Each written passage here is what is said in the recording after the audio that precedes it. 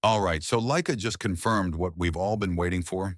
And honestly, I'm not sure if I should be excited or terrified for my wallet. You're watching Alt Buzz, and today we're diving deep into the rumored Leica S4, a camera that could literally change everything we know about medium format photography. But here's the thing. Some of these leaked specs sound almost too good to be true. Leica discontinued their S3 back in 2020, and since then, radio silence on the medium format front. While Fujifilm and Hasselblad have been going crazy with new releases, Leica just vanished from this space. But that all changed in May 2025 when CEO Dr. Andreas Kaufmann dropped a bombshell in an interview. He confirmed, and I'm quoting here, that they're still working on it. And you know what? That it everyone's been whispering about is most likely the Leica S4. Before we go any further, though, if you're curious about camera gear and want to stay updated on all the latest rumors and releases, hit that subscribe button. Trust me, you don't want to miss what's coming next in this video.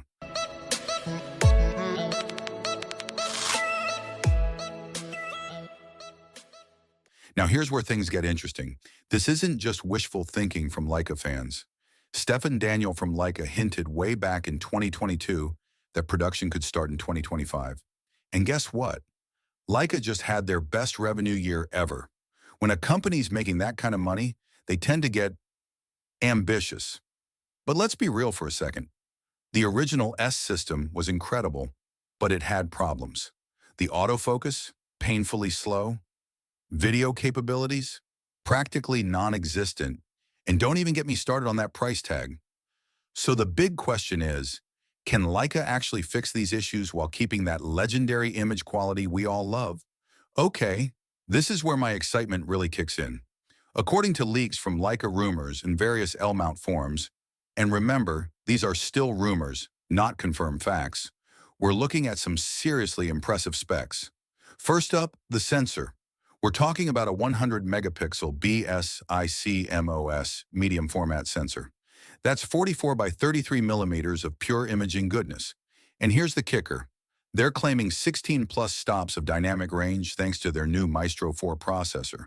If that's true, guys, that's going to deliver that signature like a 3D pop that makes landscapes and portraits just chef's kiss.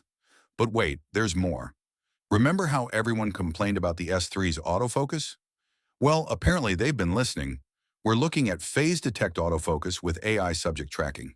That's right, people and vehicles, plus continuous AFC mode, which is completely new for Leica medium format, and they're promising 5 frames per second burst mode. Now, 5 FPS might not sound like much if you're coming from something like a Nikon Z9, but for medium format, and especially for Leica, that's actually pretty impressive.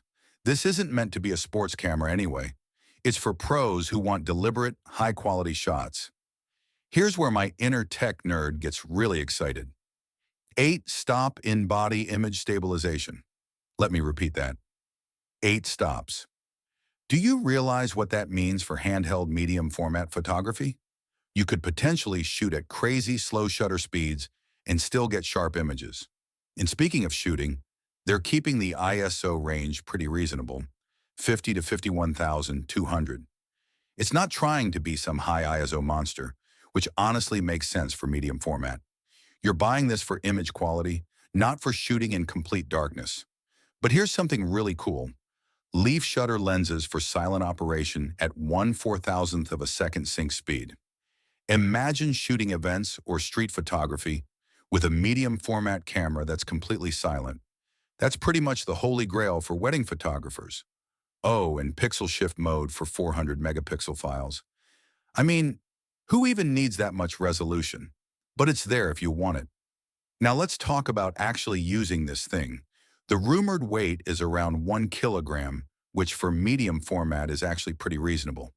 It's going to have that weather-sealed magnesium body construction we've come to expect from high-end Leica gear. The viewfinder specs sound incredible. 5.76 million dot tilting OLED EVF with 0.9 times magnification, plus a 3.2-inch fully articulating touchscreen.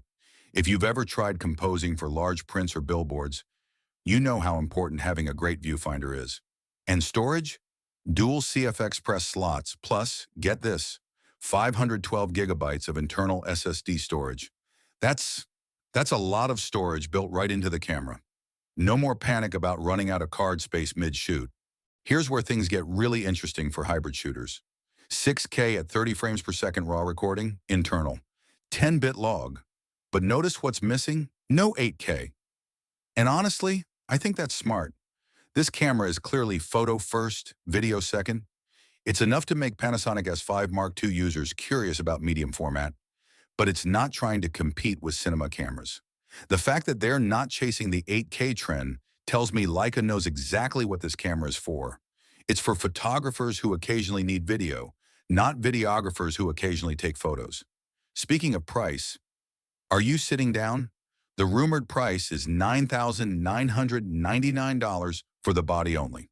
With the 45mm f3.5 kit lens, we're looking at around $12,500. Now, before you close this video in sticker shock, think about it for a second. Yes, it's expensive, but it's actually somewhat reasonable for what you're getting, especially when you consider that Leica cameras tend to hold their value incredibly well. Release date? The rumors are pointing to late 2025 for the announcement, probably Q4, with full availability in Q1 of 2026. That timing actually makes sense with Leica's fiscal calendar and gives them time to work out any L-mount integration issues. But here's my honest take on all this. I'm excited, but I'm also a little skeptical. Leica has been out of the medium format game for 5 years now. 5 years. In tech terms, that's like forever. Can they really come back and immediately compete with companies that have been iterating and improving their medium format systems this whole time? And let's be honest about something else. Leica has a history of, let's call it, optimistic spec claims that don't always translate perfectly to real-world performance.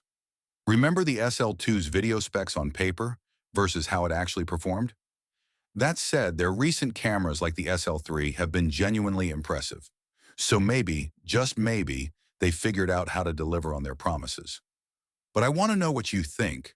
Are you excited about a potential Leica return to medium format? Or do you think they've been away too long and missed their chance? Drop a comment below and let me know your thoughts. And here's another question. At almost $10,000, would you choose this over something like the GFX 100 Mark II? Or would you rather put that money toward a full Hasselblad system? I'm genuinely curious about your perspective. Here's what I think this really comes down to.